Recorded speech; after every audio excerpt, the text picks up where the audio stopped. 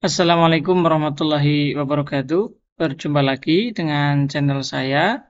Nah, pada video kali ini saya akan membahas tentang LAMSPAK ya, atau Lembaga Akreditasi Mandiri Sosial, Politik, Administrasi dan Komunikasi yang disingkat LAMSPAK atau LAM-SPAK gitu.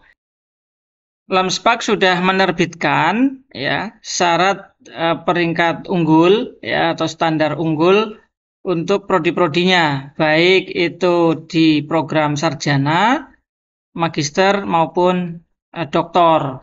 Nah, instrumen untuk pemenuhan syarat unggul itu bisa kita dapatkan di website Ban PT ya.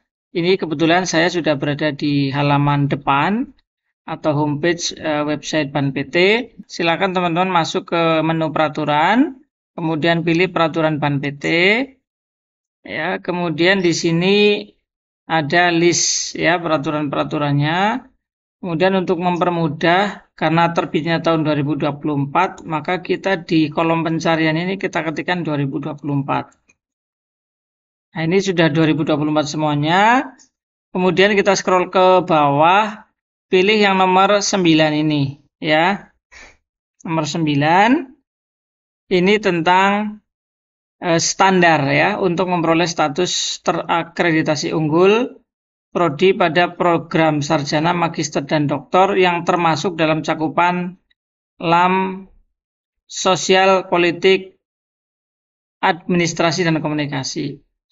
Nah, perlu diketahui sebelumnya LAMSPAK ini sudah menerbitkan standar unggul terlebih dahulu yang disahkan melalui Perban PT nomor 8 tahun 2024 gitu ya.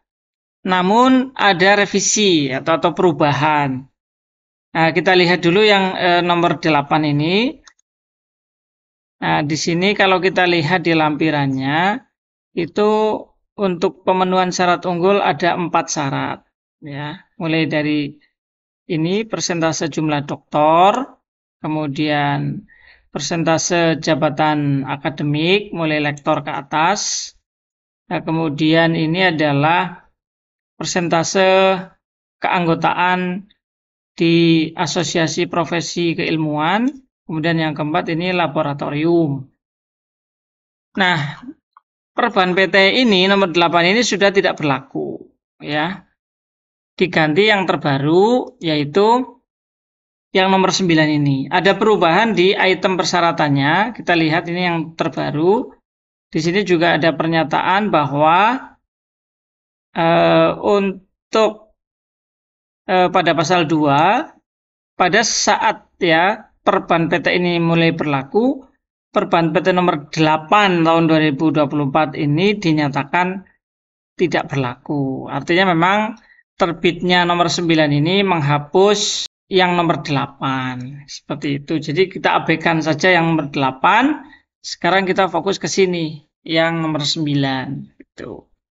Nah, ada berapa persyaratan supaya bisa unggul di LAMSPAK itu? Ada 5 sekarang. Tuh, sampai 5. Gitu ya. Nah, ada perubahan dari persyaratan itu. Yang pertama, tadinya tidak ada IPK lulusan. Nah, sekarang ada rata-rata IPK lulusan dalam 3 tahun terakhir. Gitu. Kalau sarjana minimal 3,25. Kalau magister rata-ratanya minimal 3,5. Kalau dokter juga sama. Ini IPK lulusan ya teman-teman ya. Artinya kalau belum ada lulusan ya tidak mungkin bisa memenuhi persyaratan unggul untuk LAMSPAK gitu ya. Nah, kemudian syarat yang kedua adalah persentase lulusan yang bidang kerjanya sesuai ya dengan prodi. Nah, ini sama semua persentasenya minimal 60% sesuai gitu ya. Nah, kemudian yang ketiga ini publikasi ilmiah pada jurnal internasional gitu. Dan harus relevan dengan prodi yang dihasilkan dosen penghitung rasio program studi dalam 3 tahun terakhir. Nah, supaya memenuhi syarat unggul, kalau yang sarjana minimal 50% dari jumlah dosen penghitung rasio itu punya publikasi di jurnal internasional. Kalau S2 dan S3 itu minimal 75% dari jumlah dosen. Itu publikasinya, gitu ya. Itu yang ketiga.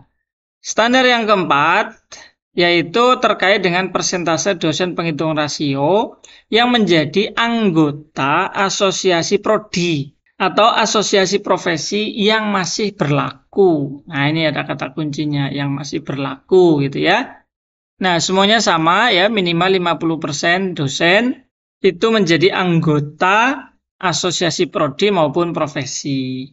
Nah, terakhir yang kelima adalah laboratorium. Yang mana harus sesuai dengan kompetensi inti prodi, ya.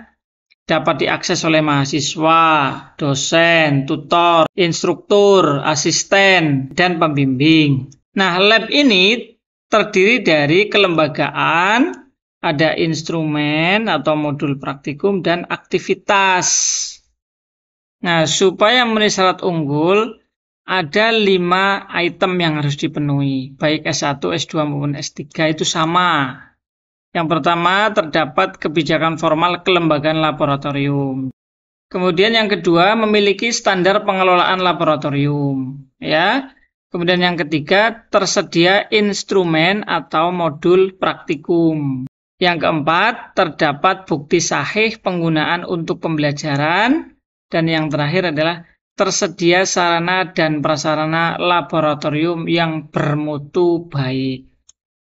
Nah, inilah ya kelima standar untuk memperoleh status terakreditasi unggul di bawah lingkup LAMSPAK. Seperti itu.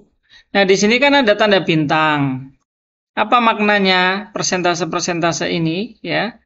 Persentase ini maknanya ada di bawah. Jadi, persentase lulusan yang sesuai bidang itu dihitung berdasarkan pekerjaan pertama, ya. Responden lulusan dalam 3 tahun. Respondennya 3 tahun mulai kapan? Mulai TS-4 sampai TS-2. Dengan persyaratan persentase responden minimal adalah sebagai berikut. Yang pertama, untuk prodi dengan jumlah lulusan dalam 3 tahun, yaitu TS-4 sampai TS-2 lebih dari 300 orang, itu persentase responden minimalnya itu adalah 30%. Itu minimalnya, ya. Boleh lebih tentunya, gitu ya. Nah, bagaimana jika lulusannya kurang dari 300? Kalau kurang dari 300, persentase responden minimalnya dipakailah rumus. Bagaimana rumusnya? Ini dia. 50% dikurangi jumlah lulusan dibagi 300 kali 20%. Nah, gitu. Misalnya di sini ada lulusannya cuma 150. Nah, kan kurang dari 300. Maka 150 dibagi 300 itu setengah. Kan gitu. Setengah kali 20%. Berarti kan 10%. Nah, 10% dipakai untuk mengurangi 50%. Berarti hasilnya 40%. Nah, itu adalah responden minimal. Paling sedikit gitu. Jadi lebih banyak boleh enggak? Ya, tentu boleh gitu ya. Jadi seminimal-minimalnya itu tadi. Pak, kalau gimana kalau saya pakai 50%? Nah, ini lebih aman ya. Pakai 50%, ya ini lebih aman. Karena minimalnya tadi itu pakai rumus ini. Gitu. Kalau pakai 50% langsung, nah itu lebih aman. Nah, itu dulu teman-teman sekalian untuk video kali ini. Sekali lagi, teman-teman pengelola prodi di lingkup LAMSPAK, ya ini syarat unggulnya sudah muncul.